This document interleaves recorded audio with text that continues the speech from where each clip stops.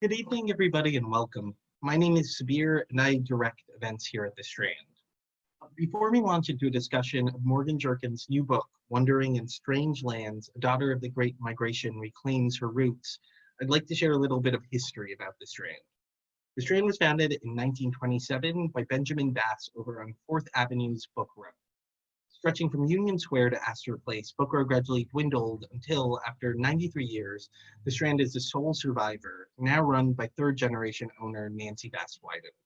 We want to thank all of you for your support. Without our loyal community of book lovers, authors like Morgan and Kiese, we wouldn't be here today, and we are so appreciative of it. So, tonight, I am beyond thrilled to have Morgan Jerkins with us to celebrate the release of her new book, Wandering in Strange Lands. Morgan Jerkins is the author of the New York Times bestseller, This Will Be My Undoing, which I thoroughly recommend, and the senior editor at ZORA. She's also a visiting professor at Columbia University. Jerkins' short form work has been featured in The New Yorker, The New York Times, The Atlantic, Rolling Stone, ELLE, Esquire, and The Guardian, among many others.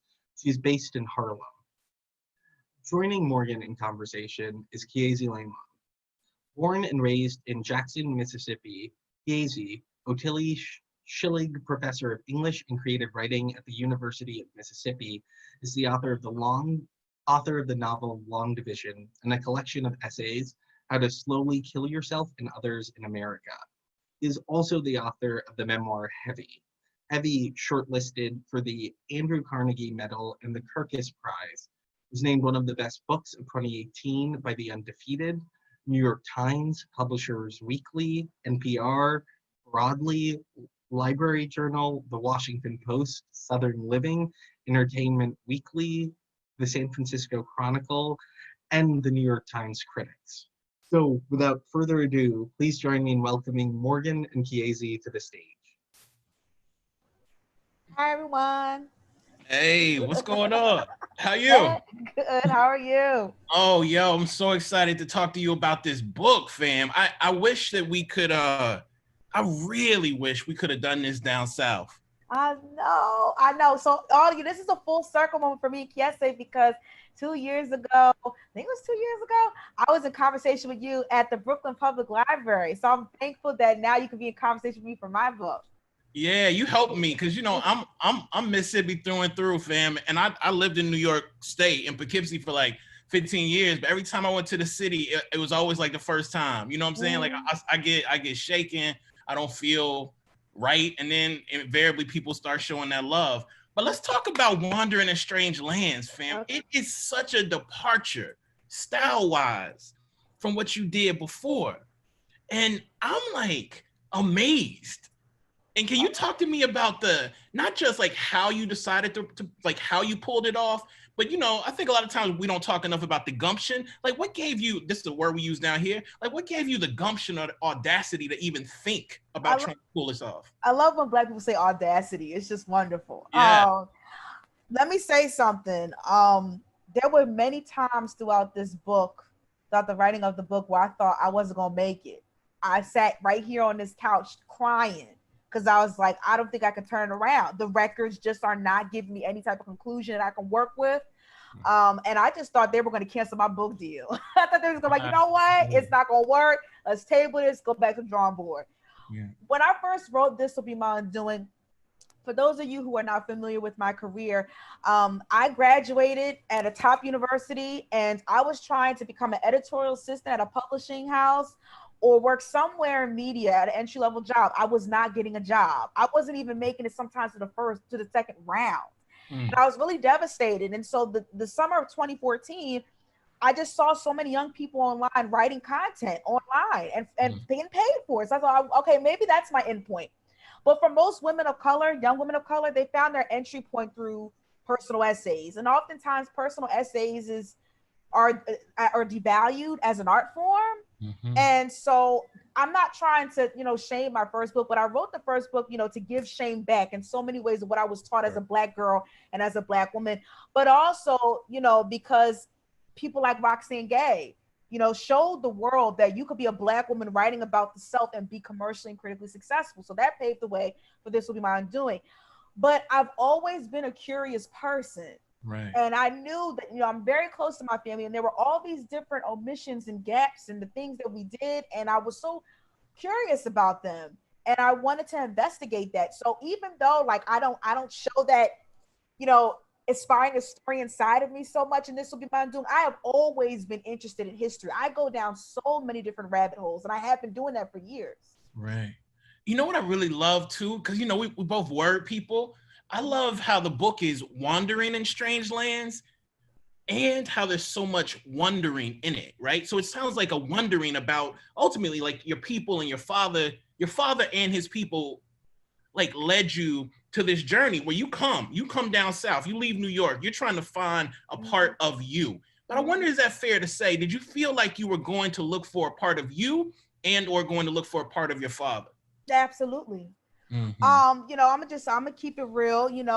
I was very insecure about where I fit in my father's line. When I was born, my mother and my father they weren't together anymore. And it wasn't, as I said, the way I started the prologue was I didn't even know I had 3 other sisters until I was about 7 or 8 years old. So I was like, okay, so now where do I fit in these family trees?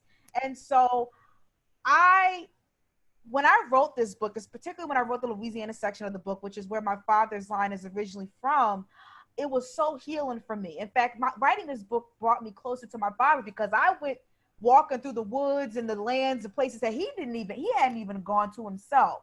Right. And so it was definitely a journey of not only trying to find out the expanses of African-American histories, but also to find a bit of myself, to be recognized down there by people. And I was, and it was very, very healing for me.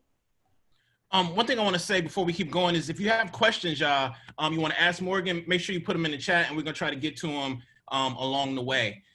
Okay, so I just want, we don't get to talk much, probably like once or twice a year, so I want to ask the hard shit that I want to ask, okay? Hey, I'm ready. Okay, what was your biggest, what people call preconceived notions about the South generally? And in your imagination, before you came down here, did you make a distinction between North Carolina, Kentucky, Deep South, Louisiana, Mississippi, Florida, or was it all to you just like south of New York, it's the South? Well, for me, it was like everything from Maryland going on down is the South. Okay. The South to me was just these big, expansive lands that I knew very little about, very scant knowledge. I had never been to the Deep South in that way before. Like, granted, I've been to Florida and Georgia, but right. Florida for leisure, not necessarily for this type of work. You know what I'm saying? So, yeah, like the South to me is a rich cultural region that, even though my family comes from that part, I really didn't have much. It was like a shadow of what I should have known or what was passed on to me. And one of the things that after reading the book, you know what I really wanted to ask you, and this is definitely some shit I should have sent you over text. Okay. But I wanted to know why you came back. Why you went back up north. Like, oh, you think I should come? I should move back? I'm one of them. You know the black people who, like, if you see a white person who look presumably black, you like, oh, that motherfucker black. I'm like, you want to come on down here with us. Like, what made you come back up north? Well, I will say this because my lease. That's the easy answer.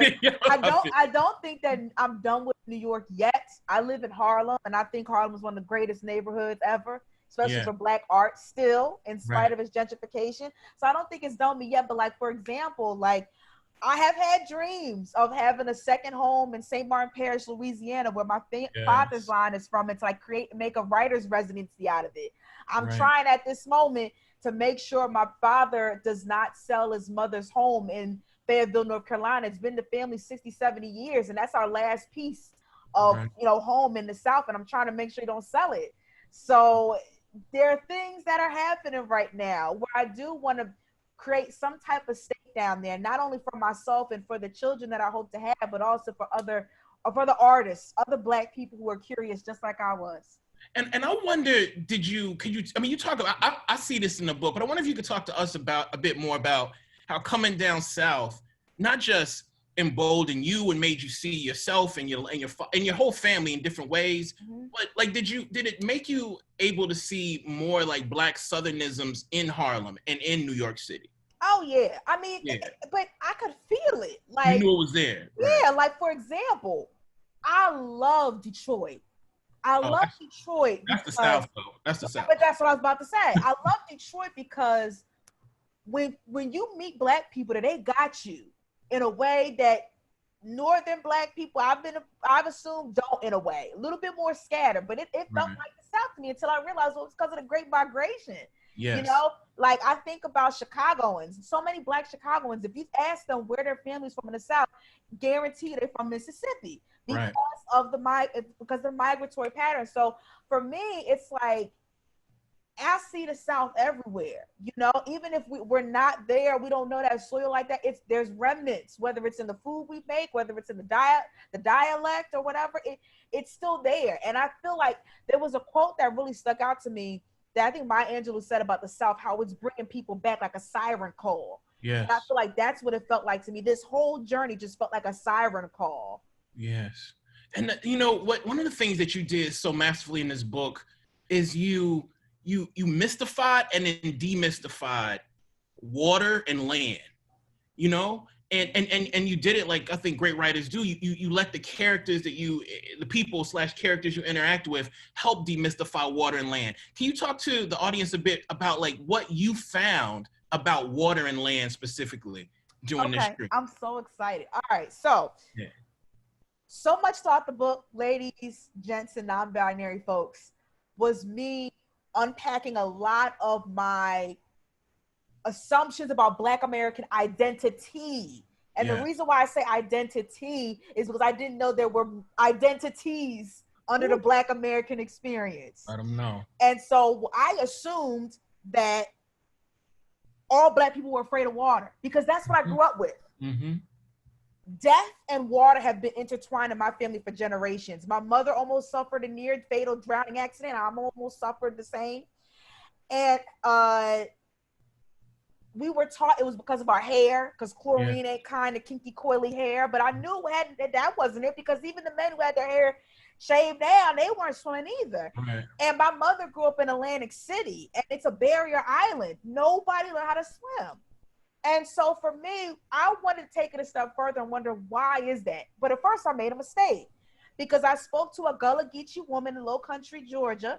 Her name's Tiffany Young. And I said, well, yeah, I know Black people are afraid of water. And she told me that's not true.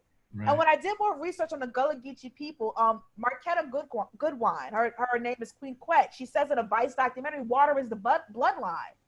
So if that's the case, if the water is their bloodline for these ethnic group of African Americans with whom we owe so much, where did the separation occur? The separation occurred for many different ways. The separation occurred. Many West African people were great swimmers. But when the transatlantic slave trade happened, a lot of them would not let their children go near the water because they're afraid they'd be taken away. So the transatlantic slave trade, even that journey, we don't know how many enslaved Africans are at the bottom of the ocean right now. It's some historians say it's a floating graveyard, if you will.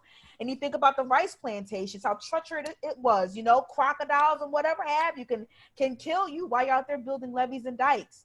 But even more than that, if we think about those who migrated to the north, the segregated pools, for example, before Black people started migrating in droves, white people had distinctions. You were the rich white, or you were the poor white. We don't associate with the poor white. But then when the Black people started coming in droves, that everybody had to be white to protect themselves from these interlopers. But even again, going down to the south, you go to Sapelo Island, which is one of the larger barrier islands in Georgia, which used to be a huge hub of Gullah Geechee territory. Their water is poisoned. The water that they have is full of lead. And it made me think of Flint, Michigan, and Newark, New Jersey, where other Black communities this is happening to. So the water can constitute freedom. As you know, the River Jordan, the Ohio River, that have separated slave territory from free territory. We think about baptisms, take me to the water. That's what we sing. Transformation. It can represent freedom and transformation, and also heaven, because Gullah Geechee people, they bury their people facing the water because they believe in the afterlife you will go back to Africa. So it represents all of these things, but it can also represent death and disappearance. It runs the gamut. And so I wanted to make sure that this was the chapter that I was most worried about. And I told myself, you better nail it, because it brings up so many strong emotions. And I wanted to really show the complexity of what water constitutes for African Americans who are the descendants of enslaved people, and how that stretches, it's a centuries old legacy stemming from, you know, institutional forces like segregation, as I said, the water contamination, but also epigenetics and the trauma of what the water can do to our lives. Absolutely, fam. Absolutely. You know, growing up down here, I mean, again, like a lot of us have grandparents and parents who either died or almost died in lakes and rivers.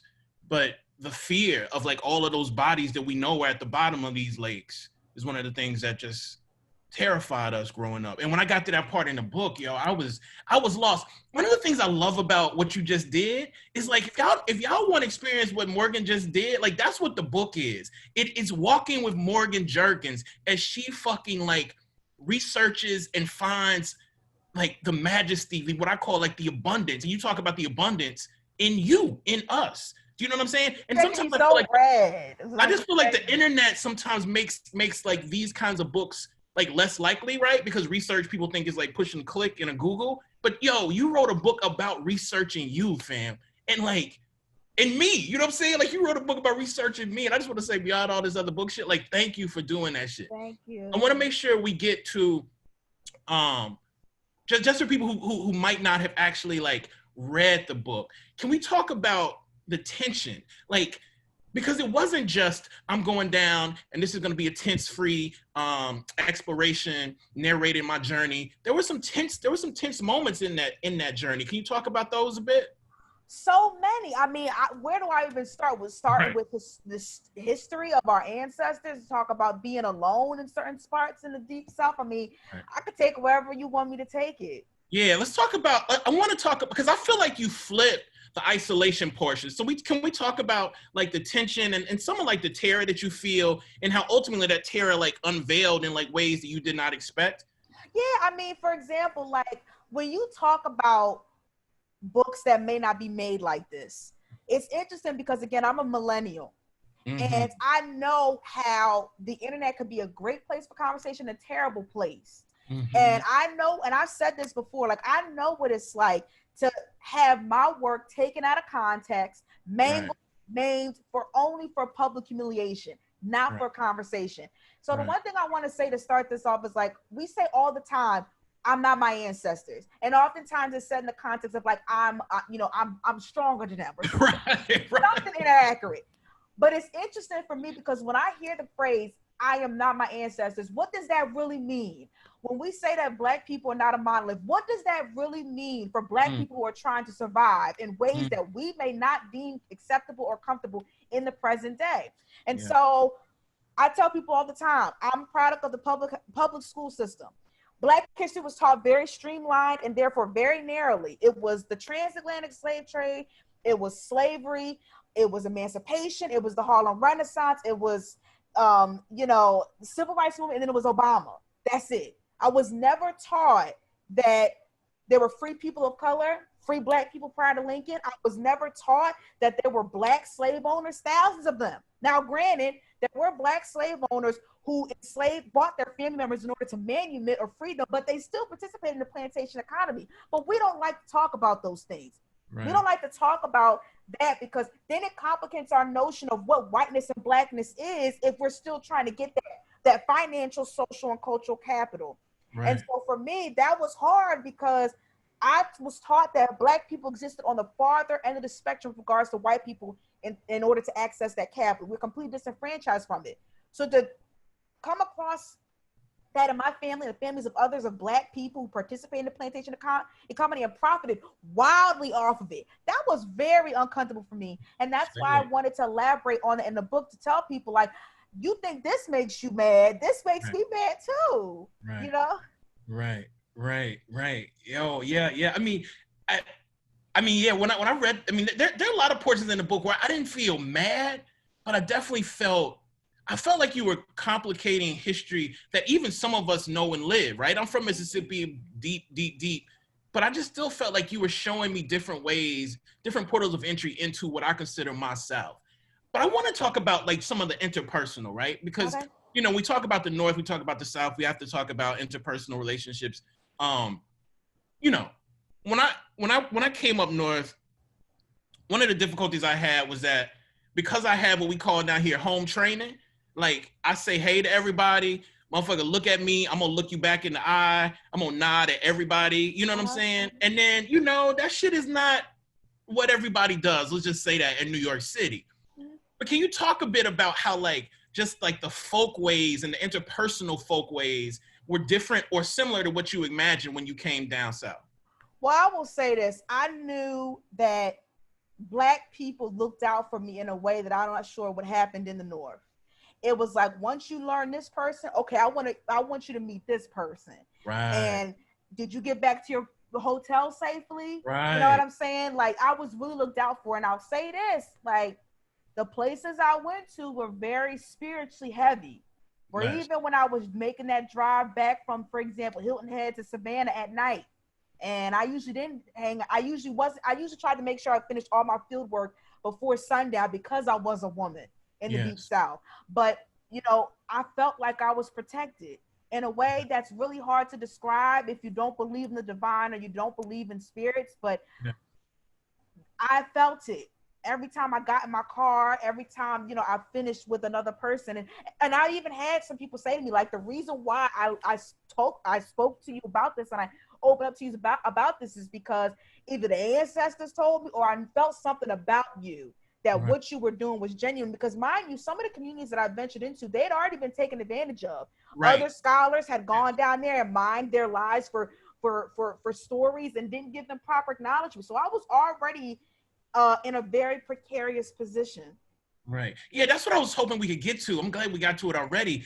Can you talk about how what you did necessitates ethics and I would say love of Black people, like because you're coming to communities that have been mined for resources and mined for, I think, personal resources, right? Not just communal resources. Like, can you talk about the rules you set for yourself?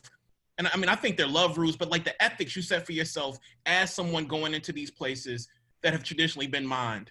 I told myself, you know, start doing preliminary research first. Go to the Schomburg, which, you know, is part of the New York Public Library system, and start researching these communities before you even talk to them. Don't just waste their time and ask them some rudimentary questions, you know? So I had some info there, but then I also knew, I'm like, you are Black, but you don't know these people, and you're going down to the South. So it's like, reach out to them first before you travel. Reach out to them months before you travel and say, hi, my name is so-and-so. This is who I am. This is my website. This is my publisher. And this is the book deal. So you know this isn't a ruse. And I spoke to them on the phone. You know what I'm saying? I let them know. Anytime I recorded them, I showed the recorder right in front of me, put it right on the table so that they would know that it's recording. They would see me when I turn it on and see me when I shut it off. The thing is about with ethics is that you have to be very careful with Black people, especially the themes that I cover. It's traumatic to talk about. So anytime I had a conversation with them, whether we were at a restaurant near the water in somebody's home, I always made sure I go through the back door of the conversation. I may not ask you head on, how many acres did you lose? You know, what happened to this cousin that was lynched? All these different things. Start by asking them their name. State your name on there. Ask them where they're from. Ask them about their parents. Tell me what life is like here and maybe how it's changed. And then that's when the stories start to really manifest themselves on their own, is if you go through, like you mentioned, the portals of entry. I always tell my students, there are many ways through which to enter a story. That's why I think about the architecture of memory. So you may not need to go to the front door. All you need to go is go to the back door or go through any type of window that can open, and you'll see some type of interior life that you weren't going to get otherwise. So that's what I do in terms of ethics, is like, take multiple steps before these people start talking to you. Make sure they know you are. But I also say that even though I am Black, I could be seen as part of the establishment. I live in New York. I work with a traditional publisher. I write for mainstream publications. I could be seen as the enemy. So I had to make sure I really was like, here, all who I am. And I also think what helped is that I'm a young woman. Like, I'm a woman. So I'm a woman. I'm 5 feet tall, and people tell me I don't have a bitch face. I have a very disarming smile. So I think that put a lot of people at ease because I wasn't coming with a whole team and camera crew. Now, granted, I did sometimes have people, with me while I was talking to people, liaisons who knew people in these communities. But when you're a 5 feet tall young woman with a disarming smile and all she has is a little recorder in front of her and just a small little purse, what can I do? You know what I'm saying? Wow. Yeah, I do know what you're saying. But do you feel like any people that you met, I mean, some of this is like leading questions because I just want to hear you talk about it. Okay, But do you feel like any of the people you met were actually still a bit not sure of how close to let you in? Yeah. Oh yeah. Oh yeah. All the time. I mean, there were some older Black men, what I'm saying? Like they want to know, like, what is this information going to be used for? But I will say this, not a single person I spoke to that is in my book wanted to have a pseudonym. Let them know. And I thought that was incredible. So any of you who buy my book, which I hope you do, I urge you to look in the acknowledgement sections because anybody that I spoke to, they were like, do not put my name as a pseudonym. And I thought they would because as I mentioned in the book, some of these people risked their lives to show me certain things. But then if they would have put a pseudonym, how would their descendants find them? There you go. So yeah, I was really thankful for that. One of the things I found when I was working on Heavy, just interviewing people, and I was interviewing people who done all sorts of abusive shit and violent shit. But at the end of the day, they were like, make sure when you describe me, you let them know that I used to wear Guess. You know what I'm saying? Like, no, it wasn't like that. It wasn't like that. Like for me, I just, what I said is I just want to let people hear these people speak as much as possible. I'll tell you how I feel. I will explain the best I can about the South because that was one of the hard parts for me is I realized how detached I was from the land when I couldn't name simple things. Yeah. Like we would drive past these acres and I couldn't tell you how many species of trees or flora and fauna. I just didn't have the language for it. So oftentimes when I would get back home, I would look up pictures and I would have to do additional work because I would reach out to people or go on Google Images and say, what is the name of this tree? What is the name of that? So I can describe it as best I could. Yeah. I'm interested in like, I mean, the book just came out, right? So you literally haven't been able to sit in what it means for this book and this version of Morgan Jerkins to be out in the world yet.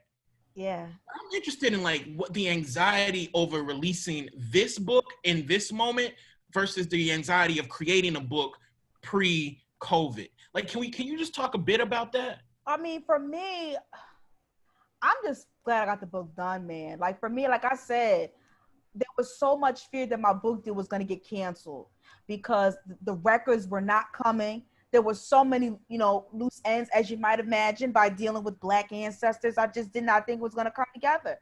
And for me, I did not expect for it to come out during the lockdown. I did not expect for it to come out after the George Floyd protest happened, which is eerie in terms of timing. But for me, like, I think what you said is so spot on. Like, not many people know this public side of me. They know me as the intensely personal, write about your labiaplasty or write about bullying person.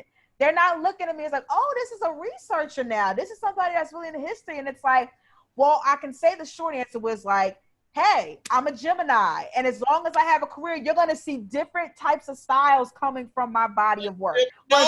For as long as I can get another book deal, you're going to see many different faces is what I'm going to say. But for me, it's anxious because it's just like, to have the privilege and the blessing of being a Black female artist who was given the ability to try. And that's what I tell people all the time. So many Black female artists just want the chance to endeavor, not to make these resolute calcified solutions, but to endeavor, to make a dig at something, to excavate something.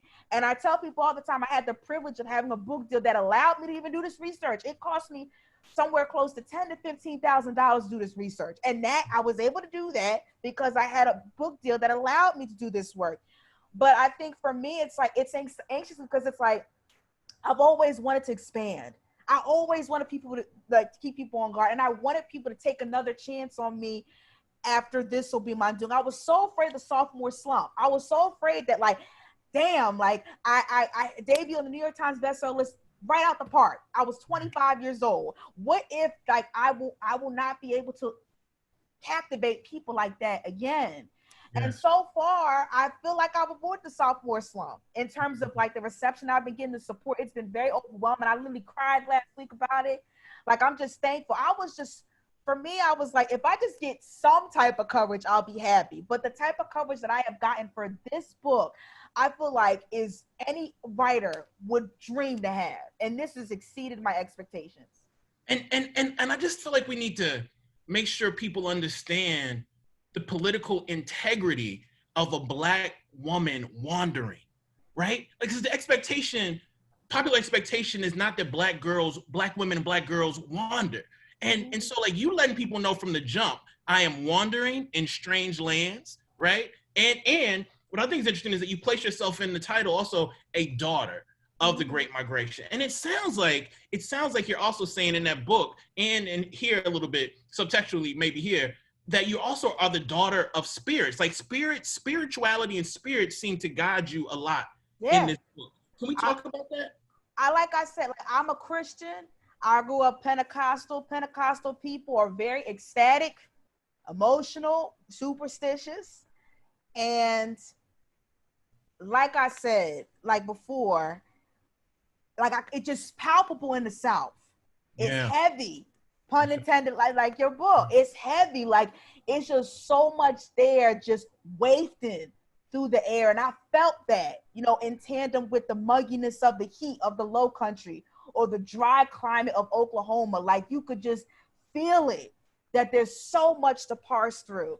And I think for me, like, I knew I was being protected because there were certain times where, like, I should have gotten hurt for the ways in which I went to territories that were not my own, with, again, nothing but a pocketbook, a cell phone, a recorder, and a prayer. Nothing else. In fact, I told someone, I was like, if I had to do my research again, I'm not gonna lie, I probably would have carried a weapon. I probably would have carried a gun, or I would have taken a self-defense class, because I was just bare. To this day, I'm like, how did I do that? And I know I was protected. No one could tell me otherwise. I feel that. I just want to reiterate, y'all, get your questions in here. We want to make sure you get a chance to actually speak to Morgan too. Somebody here wrote daughter. Sarah Gonzalez, ill writer, daughter. So again, like, one of the things that I really was interested in talking about is, like, when I'm in Harlem, I can feel the South. You know what I'm saying? I don't know if I can feel my particular South, like the deep Mississippi South. I can feel the ethos of the South. But I wonder if New York and your New York needs more South, needs more Black American Southernisms, like more. I know that they already exist, but I wonder if there could be even more. There always could be more. Yeah. For me, like, I used to live on Little Senegal. So when I stepped out my building, I used to hear nothing but, French. I think about Sylvia's and Jacob's restaurant, Amy Roots, and the soul food restaurants, but there always needs to be more. And I think it's even more crucial now because of the rapid gentrification that's happening. We always need more to South.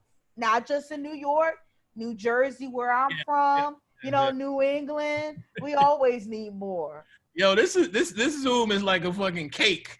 And motherfuckers who know me, I love the cakes, fam. I just, keep talking about the love of the South. Let me ask this question. All right, this is from Jedi Mayberry. Okay. What was your mother's reaction to your interest in pursuing your father's roots? Was she apprehensive about what you might uncover, about the things the two of you would be left to reconcile together? Great question. No, that's so good. My mother was just like, go ahead. My mother has always been supportive about, my family tree. What's interesting, and I don't think I ever told her this, but I'll say it, I wrote it in the book. When I was born, my dad called me the Milkman's Baby, and I thought it was because I was always light. That's how he used it. But then when I would hear it from other people, it's like, oh, because you don't know who your father is. And I'm like, no, that's not true. And it felt me with a lot of shame. But then I started to read Toni Morrison and Song of Solomon. The main character's name's Milkman Dead. And what does he do? He goes to find his roots. And then when I was researching my father's line, I learned about one of my earliest ancestors, and I'll say in the English version, Maturin Regis. And he had two families. just like my father. Only on this side, it was on one side lived on the bayou, on this side of the bayou, the other lived on the right side. And when I told my cousin about it, she said he was definitely the milkman. And when she said that, I was like, I am the milkman's baby. I have a diverse, overflowing tree, complicated, naughty, beautiful all together. And I am lucky to have parents that supported me to do this journey. I reached out to them while I was traveling, and it showed me that I have just as much of a standing in my mother's family as my father's standing. So when you say the question of like, what did I have to left to reconcile together, I wasn't looking for reconciliation. All I was looking for was revelation. Because sometimes you can't reconcile everything. Sometimes you might not have 100% of the full truth. Right. If I could have something to pass on to my children, yes. I hope this book can be a document and a blessing to them. So that was the best thing that all I wanted to do was endeavor. I love it, fam. This person says, it's an anonymous person, I loved This Will Be My Undoing and ordered the book the second I finished reading it. I'm 50 pages in and loving it. Did you share portions of the book that were based on interviews with the people you spoke to before it was published? Sure did.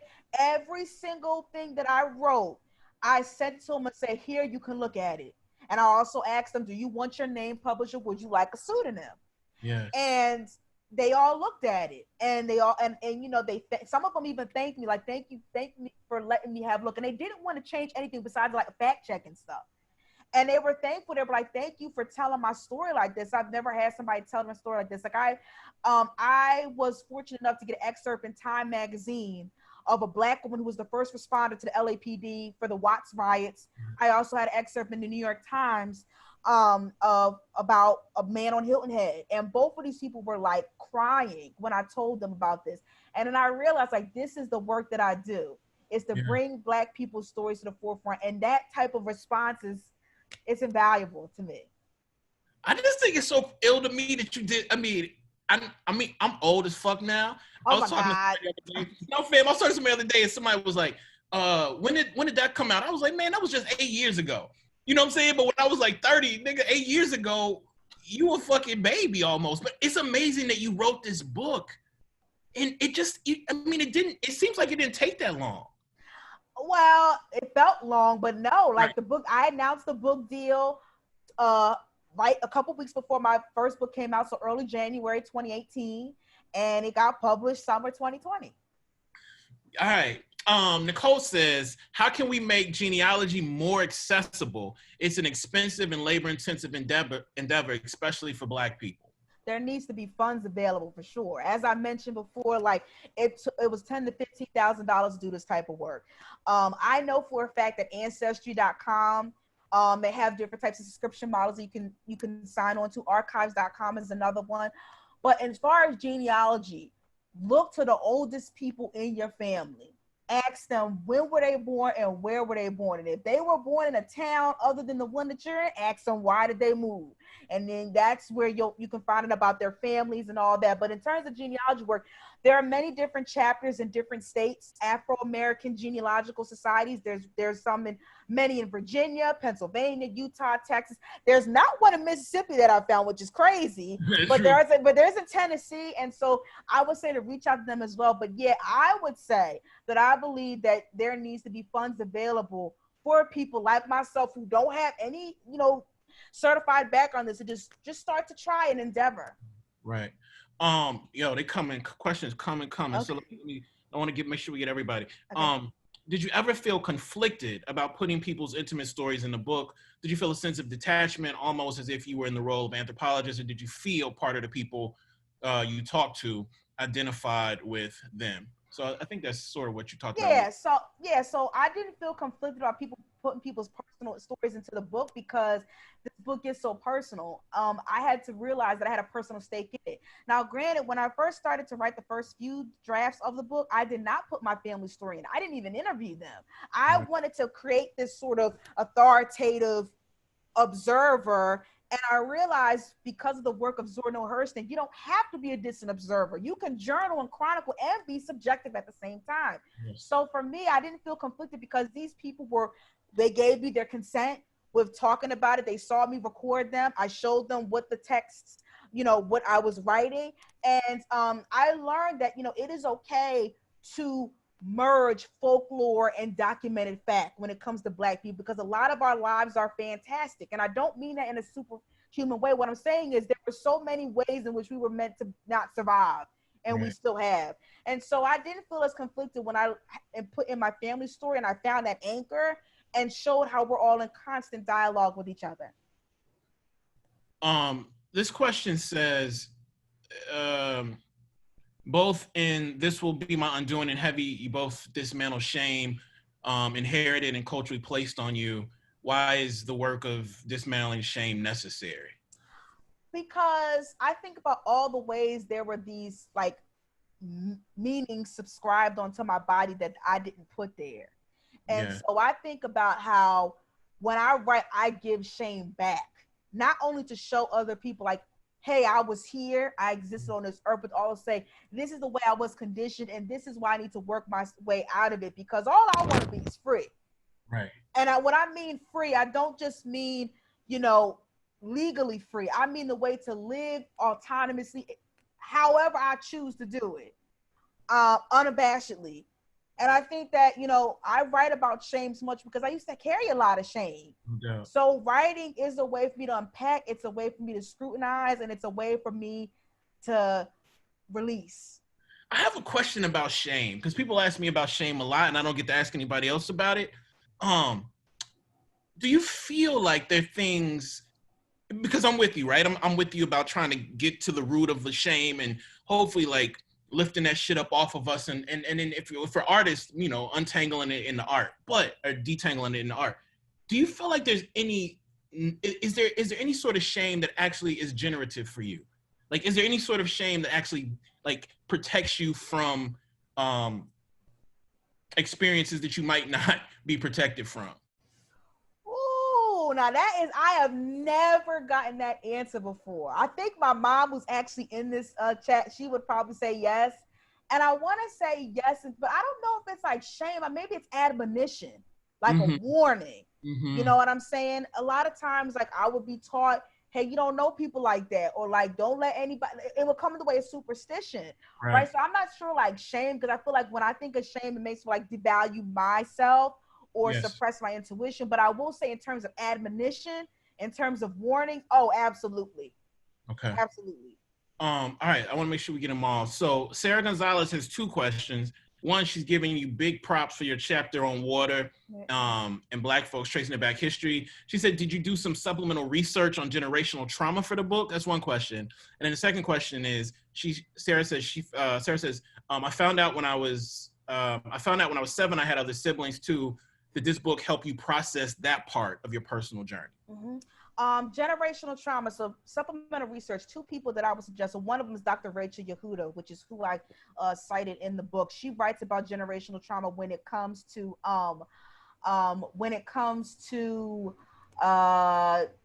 Holocaust survivors and their children. So that's something that she's written about. Also, Dr. Joy DeGree, she does like a post-traumatic slave disorder.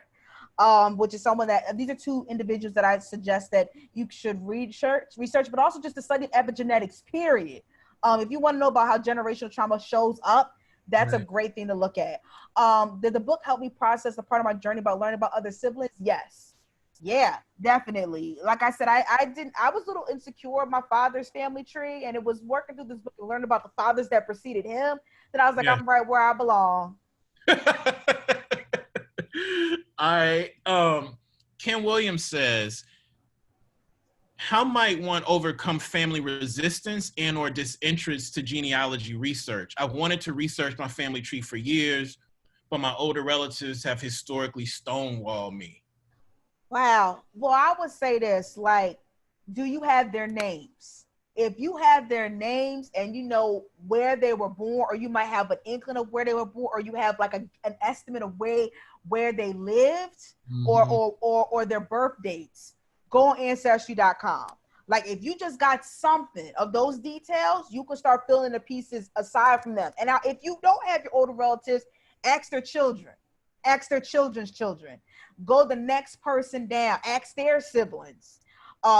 Any way you can find that door I told you about, that back door, that open window. Yes. You can always work around. The workaround, fam. The workaround. The workaround. And I think the workaround is connected to this other question Ken asked, which is, do you swear by a writing routine and a schedule, or does writing and editing come easy to you? Oh, I mean, it depends. So for me, I tell writers all the time, I tell my students all the time, you do not need to write all day long. A lot of us don't have the ability to write all day long. But where is your stride? My stride is early morning. You can talk to me about anything from the hours of like 6:30 a.m. to like noon. So that's usually when I write, is in the early morning. And because of the protests that was happening, I think, Kiese, like, it was a thing where I was up till 2:00 in the morning, and then I'd go to bed and I'd wake up at 7, and it was still popping up. People just didn't, it was going, and I had to download an app called Self-Control, which if you download it and you put certain sites that you don't want to go to, which is Twitter for me, and you allot the time, you can't reverse it. So if you put 3 hours, it's not going to reverse the blocking until 3 hours is up. Wow. So that helps me. Usually when I edit at night, I like to edit at night, but when it comes to writing, I write in the early mornings, mid mornings. Okay. Yeah, that morning, somehow I feel like the screen between our unconscious and subconscious, like the holes in the screen seem bigger in the morning for me too. Oh yeah, and also because like in the regular time, people still getting ready. Things aren't really popping off yet. People still getting ready and making their coffee. So that's the perfect time for me to be like, I'm just going to jump in and do this before I start interacting with people on Twitter. Okay, this one is this is a pedagogical question. The mix of memoir and historical writing is so powerful. As a writer and high school teacher, history teacher, I'm energized by people writing their own personal community histories. I heard you mention you have students as well. Wondering if you have any advice for doing this work with youth. Tell them to write stuff down. And I'm not just talking about on the internet. Write that stuff down. Like, ask your students to, like, if they were going to create a narrative about themselves, what would they say? Where were they born? What were some of the traditions that they had?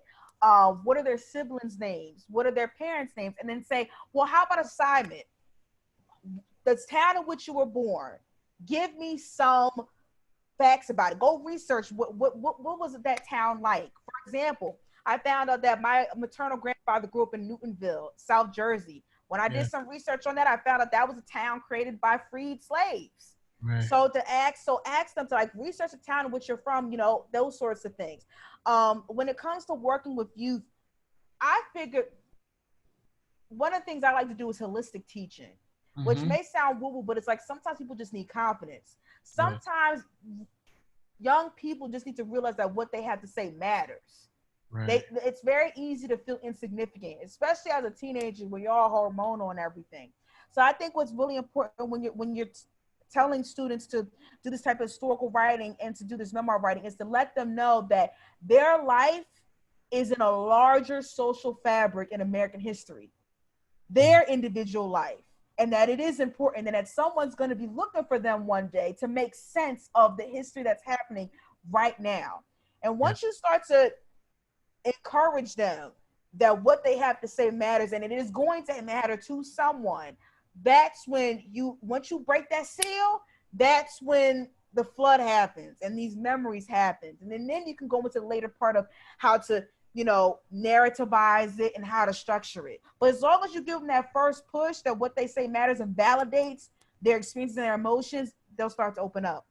And this book, fam, it is literally a how-to. And a lot of us teachers talk about narrativizing the encounter. Like a lot of times our students want to talk about, they read this research here. They just want to place research in writing. And one thing I'm always telling them is I want you to narrativize the encounter. Like talk about the encounter with the thing that this is what you do over and over again. You narrativize the encounter with family, with strangers, with regions, with elements, with books. I've been thinking a lot about friendship in this moment. This is, I think, the last question I'll be able to, well, wait, I have one more question. Okay. What are those family myths that unraveled and you learned were not true? That was, okay, Well, it's weird. It was more of like, what were some of the old histories that I discarded and realized they had some veracity to them? Mm-hmm. It's actually the opposite. Mm. There was no family myth that I uncovered that did not have some veracity to it. Mm-hmm. And that was with regards to my mother's side of the family saying that we had Cherokee ties. Child. And that was something that was very difficult to unpack. The relationship between blackness and indigeneity in this country. I just discarded it for a long time. I was like, oh my God, every black family says they got Indian in them and they always Right, say, right. you know what I'm saying? But then I actually spoke to scholars, including Tia Miles, who was contributing to the 1619 Project, who also spent her life researching these ties. And I asked her straight up, I said, now, come on now, are all of our grandparents lying? Are all of our grandparents under this collective delusion when these same tribes originated from the South too? And they owned slaves. Right. And she was like, no, they're not. Simple answer, they're not. You're not. So if they're not all lying, then how do I make sense of that? Yes. I'm not going to say anymore because I don't want to spoil it. Right. Please read the book. Okay, this is what I want to ask you. I've been thinking about friendship, radical possibilities, radical friendship a lot. I've been thinking about my relationship with books. As a young person, books were not my friends. They seemed like, stodgy old folks, white old folks. A lot of times there were white authors I had to read. But reading this book and rereading this book during pandemic, it felt like a rigorous, loving friendship. I'm not trying to reduce your book to a friend. Okay. It's not reduction at all. But if you go along with me for a second and you see this as like a complicated creation of a friend who might walk with different people. I'm telling you, this shit walked with me. It helped me wake up. It helped me stay awake. It helped me like want to push in my own work the way I think radical friendship does. How would you describe this book if it were a friend? And what do you want this book/friend to do for readers? Man, I will say this, like, I wanted readers to feel like friends for me. I'll say that just because I was alone in so many different areas and I wanted to bring people in these intimate spaces of what it was doing to me on not only an intellectual level, but also an emotional level simultaneously. When I think about this book is my gift, first and foremost, to my family, to my future children, so that they know that they never have to question their space and their claim to this American landscape, that they can trace their ancestors back 300 years prior to even some parts of the Louisiana, which is where my family's from, was even a part of the United States. They can trace their family back that far. That is a blessing for me. I think from this book, what I want it to be is a document. It can't be the end all be all, obviously, just like my first book wasn't. But what I want people to see is that the cycles that happen when Black people want to move, when Black people want to exert their autonomy, the backlash that happens to having our movement curtailed, whether it's state violence, whether it's land displacement, whether it's cultural erasure, these things keep happening. So for anybody that has an interest in African-American history or American history in general, if anyone has a history in reparations, if anybody keeps looking at the news and say, why do these things keep happening? Not understanding the centuries old legacy of this, then this book is for you. This book can be your friend, so to speak. And so when you speak of radical possibilities, I see this as this book for me. It means so much to me because it's my baby, but it also feels like I want people to feel the pulse when they go through these pages. I want them to see the blood and veins going through all of this and to understand that past and present are going to keep converging if we do not reckon with the magnitude of the devastation that has been brought to African Americans, the African American families since the beginning of this country, but also the beauty and the triumph that in spite of all of these ways to separate us through time and distance, through laws and statutes, we're still here. Drop that mic, my nigga. That's it.